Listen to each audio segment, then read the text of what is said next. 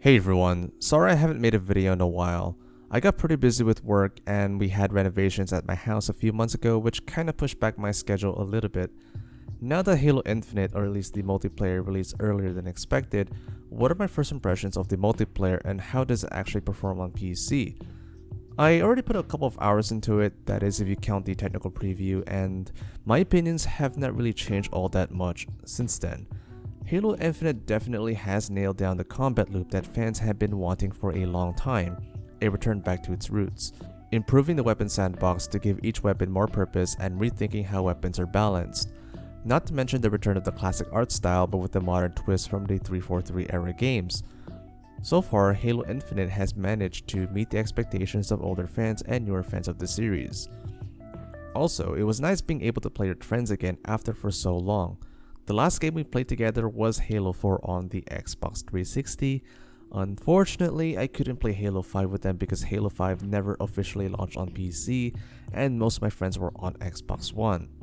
But in recent times, the gaming industry has changed where games are kind of expected to have crossplay between platforms. No longer that you need to buy a console or build your own PC just to play with friends.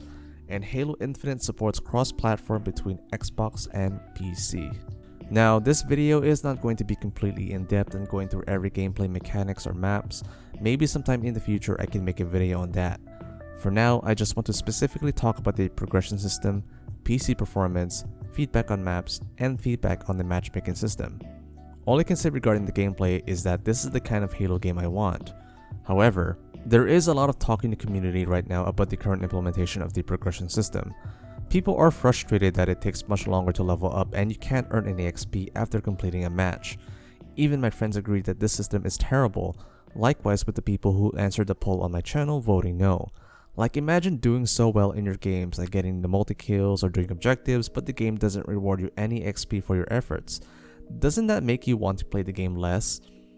Since 343 is actively listening to feedback, I think it would be a good opportunity to get our voices heard. My stance on the progression system is that I actually don't like it. Being limited to only challenges to gain XP is frustrating. It creates unnecessary grinding and basically forces you to play it in a certain way. Rather than being focused on the game, you are focused on trying to complete the challenges for the sake of XP. Not only that, but it also creates a problem in objective games where people are neglecting to play the objective, all because people are fixated on trying to do their challenges. So here's my take on this and what 343 can do to improve the system. Basically just bring back the performance-based XP, but it should have a cap that shouldn't make it easier for anyone to complete an entire season. For players that need the extra XP can do the challenges, which should act as a supplement to the base XP like on MCC. Or if they don't feel like doing challenges, then the option to use XP boost is there. At least 343 can earn revenue from that. Or for those that don't want to deal with the grind, then the option to buy credits or the battle pass is there. There shouldn't be a reason why 343 has to over-monetize the system. Clearly, the progression system favors players to spend money. I get it, this is a free-to-play game. However, you also have to remember that a free-to-play game will only survive long-term if you keep the casual players engaged. There will always be people out there that will drop hundreds of dollars into microtransactions. This is usually where game companies see large profit margins from, but you can't use them as the only factor of keeping the game alive. You need both of them to stay engaged in the game. Not to mention the campaign is a paid experience, so therefore Halo Infinite is already getting enough money from both microtransactions and the campaign experience. Right now, Halo Infinite has the momentum and it's important that 343 really reconsiders the progression system to at least give incentives for people to stick around. In response to the feedback, they did put out an update recently which addresses the issue where you don't earn XP for completing matches. Now, you can earn 50 XP for completing matches. Though, I would prefer that if you win the game, you get at least 100 and if you lost, then 50 XP. In addition, the XP boost timer have changed from 30 minutes to 60. These changes are a step in the right direction and it certainly is better than nothing. Anyways, I think most of you probably have heard the same opinions from Reddit or other YouTubers, but I'm pointing out my own experience and ideas that 343 can do to improve the system. I don't expect 343 to overhaul the system right now because I doubt this would be an easy change, especially in this point of time where holidays like Christmas and New Year is coming. Usually in the software industry, there is a term called code freeze where only bug fixes are prioritized so nothing breaks in production while on a holiday. But you know, sending feedback is important right now so the management at 343 can work out a long-term solution. Alright, moving on. I'm sure the PC community is wondering about performance and whether or not 343 has made significant improvements since the two technical previews in July and September. To be fair, I wasn't expecting any optimizations to be in place at the time, and I would often tell people not to consider the preview builds as representation of the official release. The biggest complaint during the technical preview were related to performance.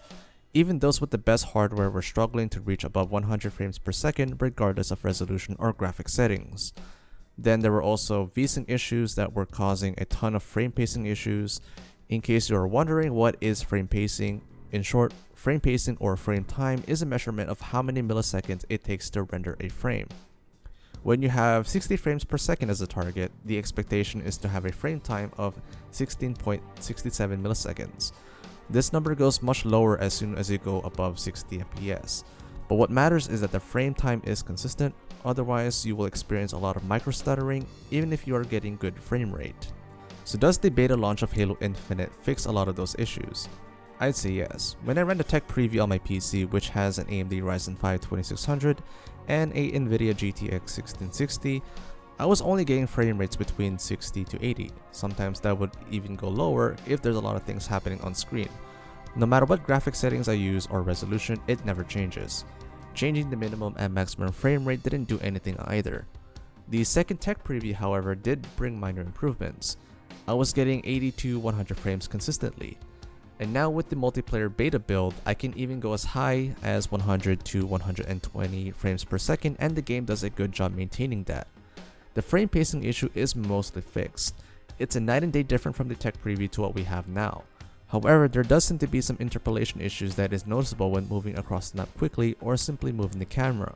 Not sure if that is noticeable on video, but that is something I wanted to point out. If you're interested in all my graphic settings, I mostly keep it to low or medium. By default, the game gave me medium settings. The only thing I change is the minimum and maximum frame rate and turning off motion blur. For me, I much rather prioritize performance over graphics, especially in a multiplayer game. Though, it would be nice to have separate graphic settings for the campaign so I can crank up the graphics for that. What about full screen? This was something I often see when people ask about Halo Infinite on PC. However, I think we need to end the thinking that we still need exclusive full screen in 2021. It used to be the case back in older versions of Windows where performance does differ between exclusive full screen and borderless full screen. But with Windows 10 and 11, that is not needed anymore. DirectX 12, which Halo Infinite is using, does not support exclusive full screen by design. Microsoft has explained this in detail, which I'll have linked below. But the advantage of borderless full screen is the ability to alt-tab seamlessly, as well as being able to access your overlays. When it comes to performance, honestly, there's not much of a difference. Overall, PC performance is great on Halo Infinite and is pretty much playable. Also, don't forget to update your AMD or Nvidia drivers before you play. Next up are the multiplayer maps. There are 10 maps total, 3 of which are in rotation for Big Team Battle, and so far I think the maps are really well made, but I do have issues in particular with the Big Team Battle maps. While I think they look nice, I feel that the vehicle combat in 2 maps, specifically Fragmentation and High Power, feel a little bit cramped. Trying to navigate around the map with a Warhog can be frustrating because there are so many narrow paths, rocks, and elevation changes that the Warhog can easily flip over. It's the same with the Banshees. The Banshees in this game feel much heavier than previous games. Making sharp turns has a little bit of weight to it. Deadlock does seem more open for vehicles, but when navigating on foot, one of the frustrating things about that map is finding weapons. There were times that I'm low on ammo and trying to find a weapon replacement is frustrating as I need to go back to the base to find one. Then again, maybe I need to spend more time playing the map because for me it hardly goes on rotation for some reason. And there is a map in Arena 4v4, Launch Site. I feel that this map is too big for a 4v4 map but not adequate for a 12v12 match.